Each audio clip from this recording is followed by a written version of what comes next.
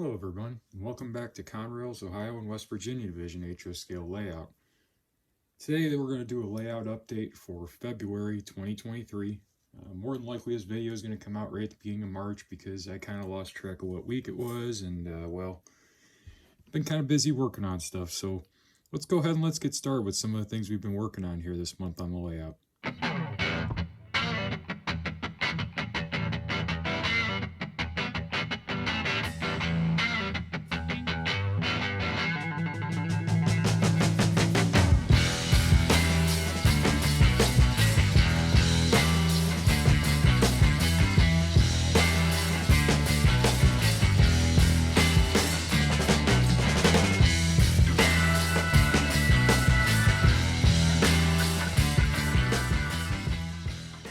Alright, so for the first project I tackled here this month was I was kind of shopping around a little bit and I came across a manufacturer, all scale miniatures here, and they make little kind of everything here. They do like this little ice box. We got the little grill, little picnic table. I believe the trash can is as well, although I'm kind of in a brain fart if that was. I got a few little dumpsters, these piles of cinder blocks here that I haven't gotten on the way out yet, but I picked those up, kind of did all the hand painting on them because like this ice box just comes in white, so you have to do the ice and then the doors, and same with the grill, it just comes in this bottom gray color, and the tank comes in white. You got to kind of paint everything, so kind of did that and put those on there, just kind of bring scenes alive a little bit more.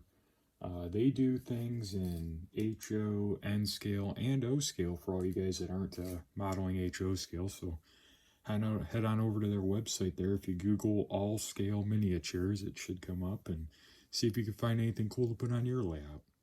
Alright, so the next thing I tackled here on the layout this month was some more track repair work.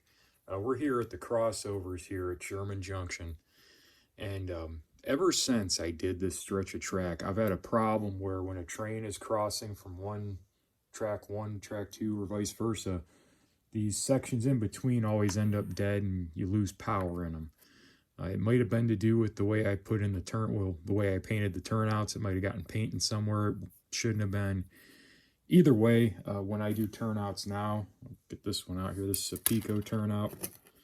What I normally do now is I'll take one of these resistors, I'll just take this metal end of it, and I'll kind of solder it between those two rails, and then do the same thing on the other side, those two rails. That seems to have fixed a lot of that problem. But with how much of the scenery work was already done over here, I really didn't want to rip all this whole area apart just to be able to redo those turnouts. So what I elected to do was go ahead and I dropped track power in right here in between both of them, and I also made sure my joints were good. I did this for both sets of turnouts here, and let me tell you, I've been having a lot better time trying to run switchers and everything through the crossovers here.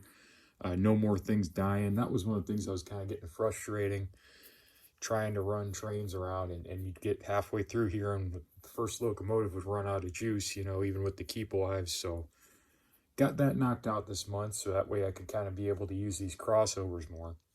So one of the bigger things I tackled on the layout this month was actually finally, after, 3 years, finally actually got the signals hooked up here. This was a pretty big ordeal, but they're up, they're working now. This is an infrared system from Azatrax, a TX5, I want to say, or a TX5. I can't remember exactly what the number is, but anytime a train goes through and blocks those infrared sensors, it changes the signals. And I also took and made a board because these switches are hand thrown, so that you can take and flip toggle switches, and that will change the aspect on the signals as shown there. So that was kind of a bit of a process to figure out all that, but I got all those up and working. I also, while I was at it too, before I forget to, I wired in track power back in where the locomotives are sitting by Sherman Junction Tower, because there actually was never any track power back there. That was one of those things I always meant to wire them in, because I wanted to wire it to toggle switches, so that way I could have the power shut off back there. And I just kind of never did, so we finally got that done. We'll go ahead and we'll head down to the yard to Sherman Junction, take a look at the signals there, and kind of show the only problem I ran into in the whole process of doing this that was I couldn't seem to get around and fix. Right, so we're over here at Sherman Junction. Now if you notice here, we seem to have a signal just flashing red here. Unfortunately, when I fought this for almost an hour. At some point, I think when I was installing this signal, the wire for our our yellow LED must have gotten broken somewhere between here and down underneath. And I could not for the life of me get that one to work. So with the ASTRAC system, when it doesn't sense a light hooked up to the yellow, it automatically uses red and has it flashing instead to make whatever you call like an approach kind of thing or whatever, but whatever way you guys want to go, to pretty much as flashing red to fill in for the lack of the working yellow signal. So we can see over here our yellow's working fine. That's what we should be seeing, but unfortunately we got flashing red in its place, which stinks, but at the same time, I'm not going to go to the trouble to rip all this out and try to fix a wire that I don't know for sure which wire it is, because something else could get screwed up. In the meantime, I'm just going to leave it be and enjoy it for what it is. You know, I'm just happy to have signals at work right now, honestly. So let's go ahead and let's move on to what I got to show next. All right, so the next big project I also kind of dabbled in over the last month was the caboose tracks over here for our caboose shop. If you guys remember right, I believe last time we didn't have this turnout in yet. We didn't have any of this laid in here yet. I think I just kind of mocked up. Well, tracks all glued in place. I soldered everything on the turnouts that I wanted to have so that way I could have power. I still have to run track power to these tracks yet. I haven't gotten that far. Obviously, I got to start weathering it. More than likely, I'm probably going to do a how-to scenery video on this particular area here, just to give you guys something on it. I know a few people have asked, and I'm a bit of a procrastinator if y'all haven't understood that just yet, but I just kind of haven't had the right time and the right spot to do it in. I think this will be a good spot here because we're going to be kind of blending some new scenery with some old scenery to kind of make it look good. So that'll be pretty neat. I'm going to go ahead and I'm going to pan the camera over here a little bit. Another big project I did this month were these sand towers from Walthers. They're not glued in place yet, obviously. They're just kind of sitting there for now, but I've wanted to have those for a long time, and Walthers came out with them again a few months back. They were finally selling them again, so I went ahead and picked them up, painted them. They're a bit more weathered than I probably should have done, but at the end of the day, I like them. I think they look good. They got a little bit of a rusty, dirty thing going on. That's kind of the whole theme of the O&WV is just dirty railroading, so to speak. You know, it's the Conrail that I remember. I don't remember things being freshly painted and looking good. I remember everything being coated in rust and faded. So that's the way I'm going with here. So let's go on and let's move on to one of the last things I'll be kind of showing here. It's going to be a bit of a teaser, but go ahead and show that real quick here. All right, so the big project that I was working on for the last month was I'd actually planned on doing an auto rack train for a Conrail and HO scale video, which hasn't been filmed just yet. And I'd actually been weathering auto racks and doing making sure the weights all match and they have couplers that are good, the wheels are engaged.